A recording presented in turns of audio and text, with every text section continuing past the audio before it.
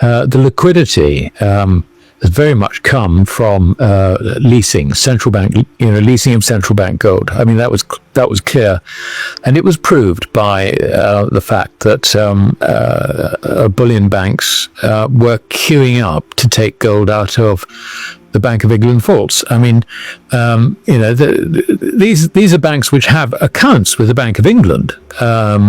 So it's possible for them to store some of their gold there, but they would tend not to.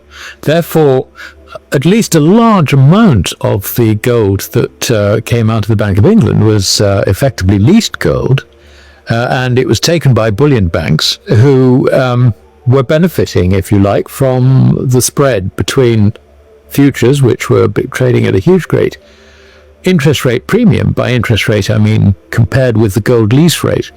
It was a simple interest rate arbitrage. Now, that is now stopped, and if you look at the COMEX warehouse gold stocks, they've now begun to decline. So that process is over.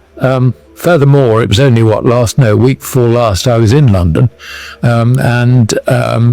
visiting someone in Throgmorton Street, behind the Bank of England. The doors were firmly shut. There was nothing going in or out. So I think that process is over. But it does raise the question, quite rightly, that how much liquidity is actually left within the system here, because we get vault reports from LBMA authorized vaults, as it were, and they have declined a little bit, but not hugely. But most of the gold there is owned by someone, as opposed to being, if you like, the liquidity for the bullion banks to draw upon. So it's an interesting. It's a question we would all like to know the answer to. My guess is there is less liquidity there than the numbers would suggest. Quite a lot less liquidity. I wouldn't be surprised if we're looking in the hundreds of tons rather than the thousands of tons. So, and this is very important, given that the demand from China and other East Asian nations, seem to be continuing apace. They're continuing to get hold of virtually every ton of gold that becomes available. So, yeah, the liquidity situation I don't see really improving. The first question as to whether the LBMA and the Bank of England refuse to send any gold over to the other side of the Atlantic, I don't think that's quite the way it works. Basically, if you have gold or you have leased some gold and the opportunity is there, that is what drives the move over. It's actually got nothing to do with the LBMA, so long as the members of the LBMA behave within its rules and regulations. As far as the Bank of England is concerned, there is a problem, because if you lease gold, then that gold is your property over the duration of the lease. And it could be that if you lease gold, say for, let's say, 5 years or something like that, which not unusual, I would suggest, then you can pass that gold on to other people, rehypothecate it. Because, why do you have gold? You have gold basically as a bank to use as collateral, to collateralize deals. So I think from both the LBMA and the Bank of England's point of view, they're rather limited in terms of what they can do to discourage gold from flowing across the Atlantic. The market would probably do it, if you like, insofar as if there is a shortage of gold in London, then the lease rate should rise. And that might generate a bit of interest, if you like, to get gold back. And if you look at the last vaulting figures, I think I'm right in saying that the Bank of England numbers were down a little bit, but the LBMA numbers were up a little bit. Now, it's not the total thing, because the LBMA vaults, which are recorded, are vaults within the M25, which is the circular motorway that goes around London. There are other vaults outside, I guess, and also, of course, we've got other vaults in other parts of the world, particularly places like Switzerland and so on. So, this is just part of the whole situation, as it were, and I think it would be a mistake to read too much into fault moves, if you like, changes in faulting levels in London and also in the Bank of England. Well, so far as we are aware, the Treasury is not involved with this movement of gold at all. If it was, then this gold wouldn't be appearing in the COMEX warehouse statistics. And furthermore, I think that anything that the US Treasury does will not be divulged, so we really cannot draw any conclusions at all. All we can do is drum up some conspiracy theories, and that's not something I'm really prepared to get involved with. I mean, it was the May contract, actually, I think, which has seen record deliveries. But I mean, the answer to that is that it's actually a separate issue. If you've got a short position in the futures market, you'll be what we call the swaps, but basically a bullion bank trader. You're taking the short side. So okay, if you've got to actually deliver something at the end of the day, you might. That's one problem, but basically you're trying to close your short position. So what do? You bang the market. When things go quiet, you just bang the market and take the stops out. And that's what's been going on. It's as simple as that. Look at the outstanding interest, the open interest on COMEX. It is very, very low, which tells us that these sort of games, if you like, are now facing the law of diminishing returns. And I would suggest, it's fascinating watching the performance today. I mean, this is Thursday, what day are we? Thursday, the 15th. Overnight, prices were marked down very, very heavily. Now, I would suggest that there is some indigestion, if you like, in the Shanghai futures market, Shanghai Gold Futures Exchange.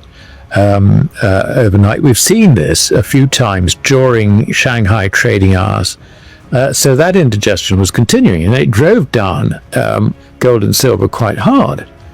But then what happens this afternoon our time, sort of mid-morning your time? Suddenly it rallies, and as I speak, I see gold, having been down about 2%, is now up 1.4%. It's a swing of $100 on the upside. Now, this sort of thing, I guess, we don't know until we see tomorrow, but I guess on not much volume, is indicative of a squeeze on the swaps. I think they are being very, very badly squeezed. They're bought in the market by presumably US pension funds and US insurance companies. They are being bought, let us say, also by offshore insurance companies. Places like the Cayman Islands have a lot of captive insurance businesses, which are American in terms of their underlying liabilities. So they would buy them to match their liabilities. But of course, if you've got sellers in the market, if the price is driven by sellers, then the prices are going to fall. In other words, the yields rise. I would say, however, that after the initial scare from the Independence Day on April the 2nd, and particularly since Scott Bessent actually took control over the matter and met the Chinese in Switzerland, things have calmed down quite a lot, which I think is good. It really is. Scott Bessent, I think, is, if you like, the control mechanism on some of the more wilder things coming out of the president, which is great. I think that's very, very good. But it doesn't actually change the underlying problem. Probably what it does is it changes the timing of things.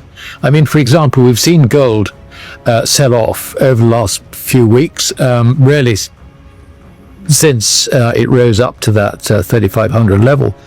And in declining, you could argue that that decline is because the pressure, if you like, on the whole system, the whole financial system, has been relieved somewhat by Scott Bessent coming to a more sensible agreement with the Chinese over tariffs. But the dynamics of the situation are still extremely poor. Basically what we have is, this is something that so few people actually understand, is we've got this credit bubble. It's the largest credit bubble in history. And if you have difficulty trying to understand that, just look at the debt side, because credit equals debt, always. two sides of the same balance sheet. You look at the amount of debt around, and the amount of debt which is bad debt, particularly as interest rates tend to rise. Now, I know everybody's saying it's going to fall, but that's another Keynesian bit of rubbish.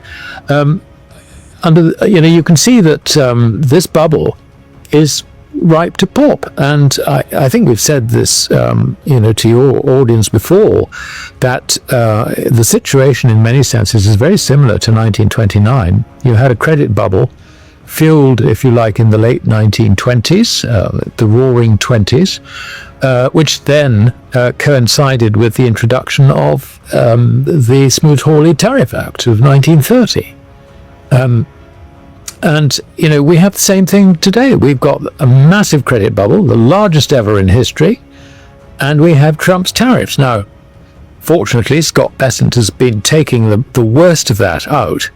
But we're in this sort of dreamland where we think, oh, well, this is the art of the deal. You sort of say something completely outrageous and then you come back. No. Who actually controlled things in Switzerland?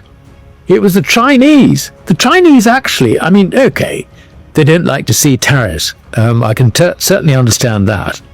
But actually, their exports elsewhere are considerably more important to them than exports in America. They have deliberately moved away from a reliance on sales of Chinese goods into America.